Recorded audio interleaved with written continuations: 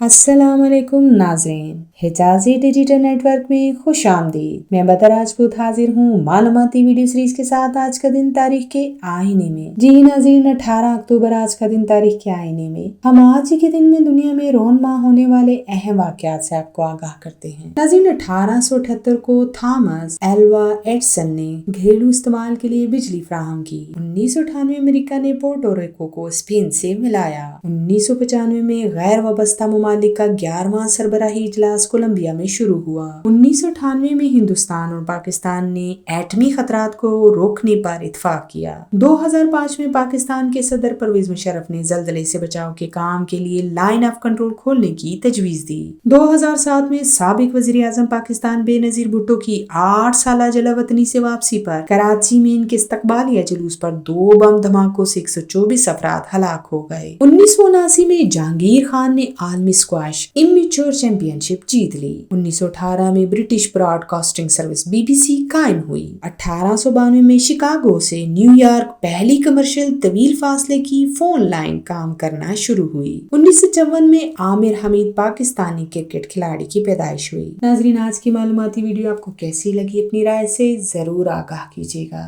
ہمارے چینل کو دیکھنے کا بہت بہت شکریہ۔ اپنا بہت سا خیال رکھیے گا۔ اللہ نگہبان۔